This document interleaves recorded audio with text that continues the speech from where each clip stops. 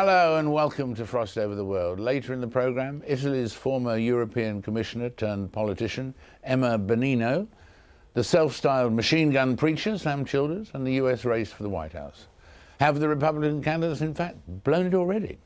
But we begin with the Eurozone's continued troubles. As Europe staggers from one crisis to another, the pile of fallen governments continues to grow. The Greek, Italian, Irish, Portuguese governments have already toppled, and the Spanish socialist government is said to fall this weekend in the election. Now, when and how will all this end? I mean, back in 1991, the British government opted out of the single currency at the Maastricht Treaty. The Prime Minister then was John Major, and he's here now. John, welcome. Good morning, David. Very good to have you. Why did you back then decide to opt out of the single currency in the case of Britain? There were a range of reasons. It wasn't simple Euroscepticism. There were essentially three reasons, two of them economic and one political. We were very concerned that there wouldn't be convergence, by which piece of jargon we meant that the southern European states wouldn't be able to compete with Germany within a single currency on a level basis. Of course, in 1991, Germany was still unifying.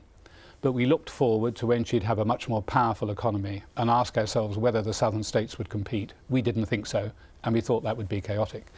The second reason was that we thought having a unification of monetary policy without a unification of fiscal policy would be likely to end in difficulties, precisely the difficulties we've seen.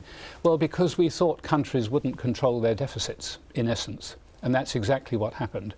We tried to cover that, a British suggestion, by proposing in the Maastricht Treaty that no country should have a fiscal deficit above 3% of GDP. And that was agreed. But alas, it wasn't kept to. Germany broke that, France broke that, everybody else broke it. And then you got huge debt beginning to build up. And the real crisis period where this occurred was between 1999, when the euro started, actually started in the wrong circumstances, because the preconditions we had set at Maastricht weren't met. But between 1997 and 2007, public deficits swelled, public debt swelled, private debt swelled. There was no regulation to control it. And the governments in power then have passed a very bleak legacy onto their successors. Right, and so that was the background, and therefore, without avoiding the magic words I told you so, because everyone tries to avoid those, I mean, basically, it turned out, looking at it today, as bad, less bad, more bad than you predicted? Oh, worse. Certainly worse than we would have imagined, because you had the interaction of two things. Firstly, the debt crisis, as debt began to grow from 1999 onwards. But secondly, the interaction with the banking crisis as well, which magnified the whole problem and brought it forward. And it's the combination of two things that now leave us in a situation where countries in southern Europe need funding because of their deficits, and banks across Europe need recapitalising because of the banking crisis.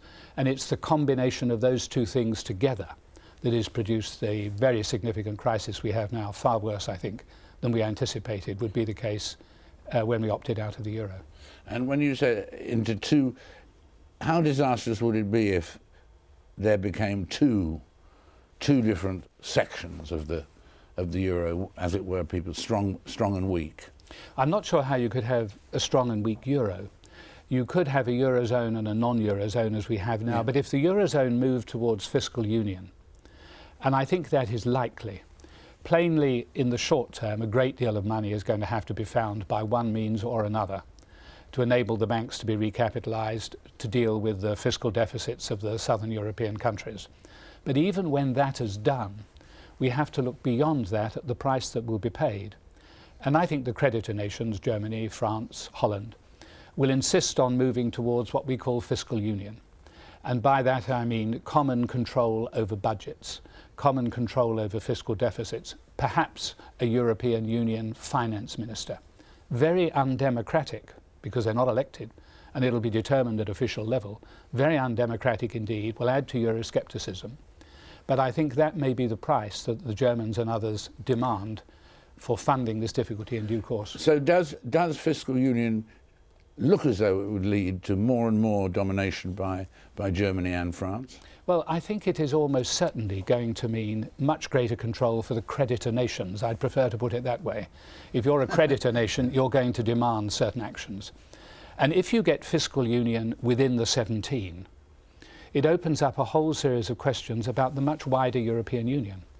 If 17 nations are locked together more closely than ever before, what does that mean for the other 10 nations in the European Union? It forces them more to the sidelines. And of course, of those 10 nations, 7 of them are still hoping at some future date, plainly not immediately, hoping at some future date to join the euro. So you could find a very different Europe. But I think what people are overlooking is even if the money is provided to deal with the immediate problem of the deficits and the crisis in the markets, the price that will be paid is very long term. The southern states will have to restructure and change their economies. Otherwise, it's not just that they can't compete with Germany now, they never will. That will take many years. There will need to be transfer payments to support them during that period. So we can see the whole European Union begin to change. I think it will change, and change quite dramatically. Almost whatever happens now, there will be quite fundamental changes in the whole European Union over the next decade. Whatever happens now? Whatever happens now. And the major fundamental changes will be which? Well, in the short term, I think they will move towards fiscal union. That is a much closer union of the Eurozone countries. I think that is what will happen first. Right. It is possible 1 or 2 countries will be forced out of the euro. I wouldn't have said that 6 weeks ago, but I think that is possible now. Right, 6 weeks ago you wouldn't have said it, but now you would say that there could be 1 or 2 members of the... I think it is possible. Who will have gone within 12 months. I still think it is unlikely, but I no longer rule out the possibility of some nations toppling off the end. But if that happens, it'll be incredibly difficult. The cost of moving back to their old currency, the drachma, for example, if it were to be the Greeks, would be huge. The bitterness it would cause within the European Union would be significant. The impact upon other countries would be quite substantial. It's not an easy option. Some commentators have suggested, well, just get rid of Greece and maybe 1 or 2 other countries and the problem is gone. But in fact, that's extremely difficult to do. There's no mechanism to do it. And the knock-on impact of doing that will be very serious and for a very long time. Greece would have a problem of coping in that situation too, wouldn't they? Well, in addition to Europe, I mean, Greece would be well, in the hog's let's take end. Greece as an illustration. If the Greeks went back to the drachma, at what rate of interest with a new Greek drachma would they have to fund their debt? It would probably be very large indeed. Would they have an even bigger default than we now know is coming? If they do have a bigger default, that is writing off their debt, what is going to be the impact on their creditors who are Western European banks? Is there a danger of creating another banking crisis? So it's impossible just to isolate Greece and say, Greece is in a mess, let's push her out of the euro. Yeah. It's much more complex. And I suppose you also have to raise the second question. At the moment, big austerity programs have been forced upon the southern European states. In Greece, it is pretty awful for the people in Greece. Large numbers of them are losing their jobs. Many people have had their wages cut by 1/3. In addition to that, taxes have gone up on their reduced wages and new taxes have been introduced. Now, you have to ask yourself, at what point does a liberal democracy find itself unable to bear that austerity, which looks as though it would go on for many years? So none of this is short term. This isn't a problem for which there is a single silver bullet that will solve it if the leaders get together and agree action. It is going to go on for a very long time, and its ramifications are very profound. And that is why I say the European Union, all of it, not just Greece, not just the Eurozone, all of it, is going to face some quite fundamental changes within the next decade. It won't all work out immediately, but within the decade there will be very, very significant and long-term changes. Significant long-term changes. Will it be clear quite soon that progress is being made, or do you think the situation we have now of people but not sure whether things are going to turn out for the good or the bad. It's going to be like that for 10 years, or after 3 of these 10 years, will we say, right, we're on the right track now, lads? Well, I don't think there's a great deal of time before they have to make firm decisions as to what is going to happen. We've had summit after summit after summit after summit that have fallen short of expectations. The markets are forcing people's well-being down. The markets have been falling day after day. This isn't just a matter affecting the rich. When the markets fall, lots of people who are not rich have their money in the markets, invested in stocks and shares, with interest rates at their present level. Where else would they have it? And of course, people's pension funds are invested in the markets. So the longer it falls, everybody is being adversely affected. So it is crucial that the Eurozone countries get together and stop this crisis of confidence. And the only way they can do that is by... I think the only way is providing sufficient funds. There's more than one way of doing it. Providing sufficient funds so that the market knows there will not be defaults and banks won't collapse. How much? How huge? How huge is that? Oh, it would be in many trillion. It would be in many trillion. And the argument, of course, the Germans say, well, we're paying the biggest burden in this. We mustn't do it through the central bank. We can't have them printing money. It could be inflationary. It has essentially to be paid for by the nation states. And some of the other nation states in the Eurozone are less willing to do it that way and would rather leverage through the central bank. So there is an argument there that is as yet unresolved. But it needs to be resolved quickly. Once the markets are convinced there will not be mass default and bank collapses, then it is very possible that the money won't be needed in any event. But we do need that security offered across the Eurozone. That is the first and unavoidable step. It should have been taken already. It's been ducked in repeated meetings. But I think if it goes on for very much longer, we cannot have very many more Last Suppers without a conclusion. Right, but we've had lots of situations, some have come forward and they were not enough, where people saying they don't have money to contribute more and so on and so forth. These trillions that you really need to reassure the banks and everything of the world, who's going to put those up? Well, they would have to come from the nation states in Europe. You could leverage the European Structural Fund, turn it into a bank and enable it to borrow like a bank and have the funds to form countries. There are a range of ways in which it could be done, but essentially it has to be backed by the Eurozone countries, perhaps with the IMF in support as well, if that is seemed to be necessary. But the point, I think, the ironic point is once it is said we are standing behind these debts and these banks, the market fear goes away and the market pressure goes away, and you may actually not need to deploy the money at all. That is the irony, and you can't be certain of that, but that is the irony that may well be the circumstance if a decision was reached. And I don't think it can be very much longer delayed. And what will Britain's position be during this period? Will we have a stronger position, as we're obviously outside the Eurozone and so on, or will Euroscepticism rise again? Will there be demonstrations in the streets or in the whole of Europe? But what will happen to Britain? Well, Euroscepticism is very strong in the United Kingdom. It's quite strong across much of Europe at the moment for a raft of reasons. And when they move to fiscal union, which is very undemocratic, I rather fancy Euroscepticism will rise further. But there are things that promote Euroscepticism. The proposal at the moment for a financial transaction tax is a heat-seeking missile proposed in continental Europe aimed at the City of London. If there were such a tax, about 80%, 85% of the yield would come from the City of London. Now, it is not surprising that the British are upset.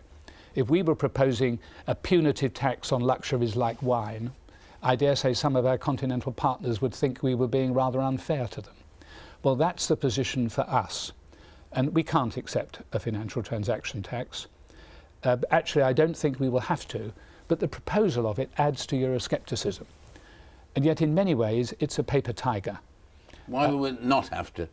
Because it has to be agreed by unanimity. It's a tax matter. And I see no circumstances in which any British government of any kind, under any government, at any time, would agree to a tax. 85% of it was taken out of the British economy. And secondly, Sweden tried it some time ago and lost business to London. So it plainly is a bad thing to have. And then, absurdly, quite absurdly, people are promoting this in continental Europe when the European Commission have had a report saying it would cost nearly 500,000 jobs in Europe and cut growth. Now, is now the moment across Europe to cut growth and cost jobs? I would think not. So I think the sooner people drop this idea of a financial transaction tax, the sooner you will stop feeding growing Euroscepticism. And that, yes, and that would come to an end. So overall, as you survey the world, or more particularly Europe today, are you an optimist or a pessimist? Well, I don't think one could be an optimist at the moment. No. But I can see, if this is handled sensibly, that we could emerge from this in one of two ways. If it's handled sensibly, we could emerge from it in a way that made the whole of the European Union, in 10 years' time, not immediately, more efficient, because we would have swept away some of the inhibitions that have helped make the southern states inefficient. That is one option. The second option, if you don't do that, is very bad, and very bad for Britain. And that is that the Eurozone becomes closer and closer together, more and more dominant. Some of the 10 nations that are not in the Eurozone join it sometime in the next decade, leaving the United Kingdom, who will not join it, and one or two others outside. And then you have a diminished, semi-detached United Kingdom looking at the European Union. And since 50% of our trade goes there, that is actually not in the interest. I know some people would welcome that, but that is not in the interest of UK business, UK well-being, and UK livelihoods. So there are the two options, and a lot depends upon the direction of policy that the Europeans follow. And we should be arguing for reforms right across the European Union, not just saying we won't do this, we won't do that, we want to repatriate that, though we should do those things. But in addition, we need to say there are reforms that can be made that will help the Eurozone over the next decade, but will also help the whole of the European Union. And if we are able to successfully advance that case, then there is cause for optimism. If not, then I don't think I am an optimist. And when you say there that no future British government, nobody, whoever it was, would join the Eurozone, why are you so sure of that? I don't know. I was saying I don't think any British government would accept a financial transaction tax. As it happens, I don't think any British government would join the Eurozone. I mean, apart from the economic problems I outlined, there is a political problem. There is a strong antipathy in the oldest parliament of the world to hand key elements of economic policy into the hands of other people. There would not, I cannot conceive a parliament in which there would be a majority for that. So I don't myself think that it is remotely likely in any scenario that I can foresee that Britain would go into the euro in 5 years, 10 years, 20 years, at any time. I simply don't see it. Quite apart from the economic arguments, which I think are quite strong against going in it, the political argument is overwhelming and decisive. John, this has been a fantastic review of the current situation. It's moving so fast that you've just moved it on again here and now. And thank you so much for it, John. My pleasure, David. Nice to see you. My thanks to John Major there. And now let's continue with the Eurozone for a bit longer, because this week former European Commissioner Mario Monti formed a new technocratic government in Italy.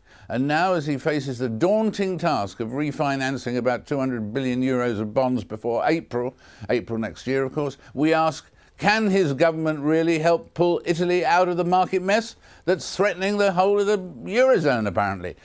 And what of Silvio Berlusconi? How much of a role will his party play in continuing to play this new Italy game as they're trying to do? Joining me now from Rome is a woman who can certainly provide insight on all these matters. Vice President of the Senate, leading member of the Italian Radicals Party, one of our favourite people, Emma Bonino. Great to have you with us, Emma. How are you feeling at this moment? Thank you. Are you feeling pessimistic, optimistic? Yeah, it's a strange moment, but I just feel determined to help as much as I can the new government so that my country can get out of the deep political, institutional, economic crisis where we are inside a major crisis which is involving all the Eurozone and Europe at large. So I think it's the last chance that we have, and I hope that my colleagues in different parties will finally be aware of the depth of the crisis. Is there a real close danger of contagion now? Well, I think that the danger is there, and I think that also Europe as such has been moving too little, too late. And starting with a very small crisis, which was at the beginning Greece and Ireland, in fact, the reaction was too little, too late, and now we are facing a major crisis with a real risk of contagion. That's why I'm saying that not only Italy has to move very quickly, but so does also the Europe at large and the Eurozone members particularly. But I would say that this is a heading of two crises. The country of Italy inside a major international and European crisis. And do you think that Mario Monti will have the clout and the ability to actually take Italy through this debt crisis? Look, I would have preferred very much to have a direct implication of the political parties inside the government, so that they can have really made the relations with the parliamentary majority, because in any case, whatever the government does, it has then to be approved by the parliament and the majority in parliament. That didn't happen. I think it's a fragility, another fragility that Mario Monti will have to overcome. And it was impossible because, again, the politicking among the parties, which is one of the reason of the crisis in my country, that normally till the end they put their own interest before the national interest, and that has been. We saw it even in the last few days. And at the same time, do you look back on the Eurozone now with doubt that maybe Italy shouldn't have joined the Eurozone, or that there shouldn't be a Eurozone? I mean, do you have doubts about the Eurozone as a concept? No, not at all. The fact is that the euro has been a major success in the past 10 years. But the government is not properly constructed, and we knew it since the beginning. Nowhere, never in the world has ever existed a common currency without a common government, a proper treasury or a government of the economic. And we knew that since the beginning. And I remember that when we asked this question back 10 years ago, the answer was, well, let's make the common currency, then the politics will follow. Unfortunately, it didn't. So with good weather, in the past 10 years, euro has been a major success for everybody and for the citizens and people. But with the storm, with a tempest, and the storm came, simply the governance was not properly set.